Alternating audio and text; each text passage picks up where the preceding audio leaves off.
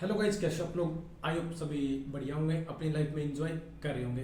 तो गाइज आज अपन इस वीडियो के अंदर बात करेंगे, क्या आप जो एआई डिटेक्शन टूल यूज करते हो, आपने जो भी कंटेंट लिखा है उसको आप एआई टूल में डाल देते हो, तो क्या वो टूल्स को यूज करना वर्थ है? और जो जो टूल्स अपने को रिजल्ट दे रहे हैं, क्या वो रिजल्ट बिल्कुल सही है? तो वो सब चीजें अपन एक छोटी सी वीडियो के अंदर जानेंगे। तो चलिए गाइज अभी स्टार्ट करते हैं। दिस साइड विवेक सिंह, आपका ऑनलाइन दोस्त। तो चलिए, बहुत सारे राइटर्स ने एक चीज फेस की है कि वो खुद मैनुअल कंटेंट लिखेंगे और जैसे कोई भी एआई टूल को देंगे तो वो एआई टूल बोलेगा कि ये जो आपका कंटेंट है ये एआई से जनरेटेड है, और वही उसका अपोजिट हो रहा है। तो वहां आप क्या करते हो कि एआई से कंटेंट दिखाओगे और वो एआई टूल्स बोल देंगे कि ये जो कंटेंट है ना आपका ये ह्यूमन जनरेटेड है। तो ये इशू बहुत ज्यादा फेस करने को मिल रहा है और बहुत सारे राइटर्स को और एसईओस को इसमें परेशानी हो रही है, क्योंकि मोस्टली उनके जो क्लाइंट्स है या फिर उनके जो रिपोर्टिंग मैनेजर्स है, सीनियर है, तो वो उनसे पूछते हैं कि ये देखो इस टूल के अंदर तो ये आ रहा है बट आप बोल रहे हो कि ये, तो फिर उनके पास कई बार उस चीज को जस्टिफाई नहीं कर पाते, या फिर हो सकता है कि सामने वाली पार्टी उस चीज को एक्सेप्ट ही ना करे कि नहीं हम तो इन टूल्स पे रिलाई करेंगे। या फिर हो सकता है कि आप जो टूल यूज करो सामने वाली पार्टी वो टूल यूज नहीं करी, दूसरा टूल यूज करिए। तो ना बहुत सारे इश्यूज आपको देखने को मिलते हैं डिजिटल मार्केटिंग के अंदर। कुछ मेन प्रॉब्लम अगर इन टूल्स को यूज करते हो तो आपको जो फर्स्ट वन देखने को मिलेगी positive false report. Positive false reports mean जो आपने ह्यूमन रिटन कंटेंट को भी एआई दिखा देगा और एआई को ये ह्यूमन रिटन दिखा देगा, और वहां आपको ना एक प्रोबेबिलिटी मिलती है। ये टूल ये आपको हमेशा ये नहीं बोलते कि 100% ये है, वो आपको एक प्रोबेबिलिटी देते हैं कि आप उस प्रोबेबिलिटी के बेस पे उस चीज को जज कर सकते हो।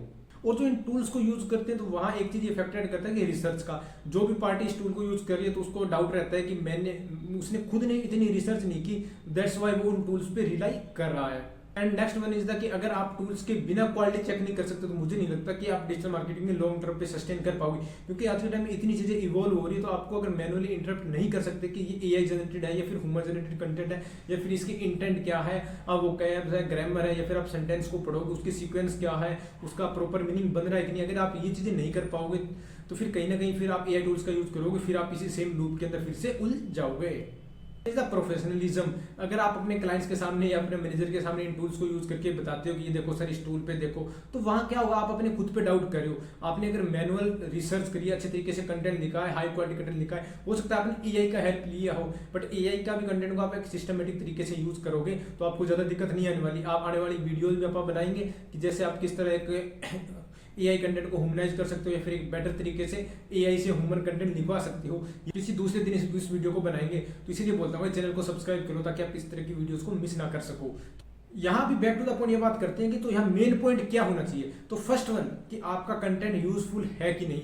आप इन टूल्स को छोड़ो, इन टूल्स का तो बात की बात है, टूल्स को आप एक टाइप यूज कर सकते हो, बट जो नेक्स्ट पार्ट आता है कि आपका जो कंटेंट यूजफुल है कि नहीं, फर्स्ट वन। सेकंड वन, आपका असली फोकस क्या है। आपने जो कंटेंट तो लिखते हैं यूजफुल है, बट उसका फोकस क्या है, मींस उसके इंटेंट क्या है, उस चीज को आपको समझना होगा।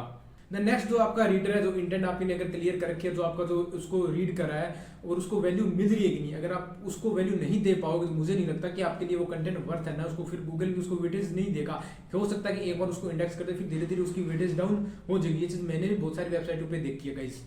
जो आप जो राइट कर रहे हो, तो राइटिंग का एक कह सकते हो एक सीक्वेंस होता है, एक फ्रेज होती है कि वो किस तरह आप कंटेंट दिख रहे हो, कि वो कंटेंट आपका सही बैठ रहा है कि नहीं। सही बैठ रहा है मीन्स कि अगर मैं आपका कंटेंट पढ़ रहा हूँ तो मेरे को समझ आ रहा है कि नहीं। अगर मेरे को समझ नहीं आ रहा है या फिर हो सकता है मिक्सअप हुई पड़ी चीजें, तो उस केस में फिर वो आपके लिए कंटेंट वर्थ नहीं। चाहिए आप एआई से लिखो, चाहे आप ह्यूमनाइज उस कंटेंट को करो, या फिर आप मैनुअल उस चीज को लिखो। क्योंकि यहाँ टू द पॉइंट बात ये रहती है कि आप अगर कंटेंट लिख रहे हो तो उसको पहले पूरी रिसर्च करो कि हाँ भी आप क्या चीज लिख रहे हो और क्या कॉम्पिटिटर ने लिख रखा है, उससे बेटर आप कैसे लिख सकते हो, ये पार्ट रहता है। ना कि आप एआई टूल्स पे जाओगे, वो आपको ये 1000 वर्ड्स या मोस्टली इसका डाटा आपको देंगे, फिर आप उसका स्क्रीनशॉट मैनेजर को भेजोगे या फिर उसकी रिपोर्ट आप उसमें सीट में अटैच करोगे, तो फिर क्लाइंट वेरीफाई करेगा, फिर कहीं ना कहीं वो हो सकता है दूसरा टूल यूज करे। तो ये फिर एक ना लूप चलता रहता है। इस लूप में जो आपका मेन जो काम है वो भी कहीं ना कहीं मुझे लगता है कि इम्पैक्ट हो रहा होगा।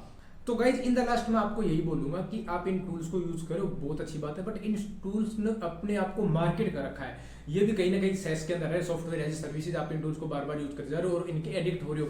बट यहाँ मेन पॉइंट ये रह रहा है कि आपका चाहे कंटेंट ह्यूमन रिटन है या फिर एआई रिटन है, वो एक यूजर को वैल्यू दे रहा है कि नहीं। अगर हो सकता है कि आप आरएफ के ब्लॉग्स वगैरह चेक कर सकते हो, उसमें ना एआई रिटन कंटेंट को भी वेटेज मिल रही है। मैं ये नहीं कहता कि आप फुल कंटेंट एआई लिखो, बट कहीं ना कहीं आप एआई का यूज कर सकते हो इंट्रोडक्शन में या फिर कंक्लूजन में, लास्ट वर्ड्स में लिखने में, या फिर कहीं ना कहीं आप डाउट कर रहे हो कि नहीं मेरे को सीक्वेंस कैसे बनाना, तो आप एआई की हेल्प से ना उस चीजों को बहुत ही आसान बना सकते हो। और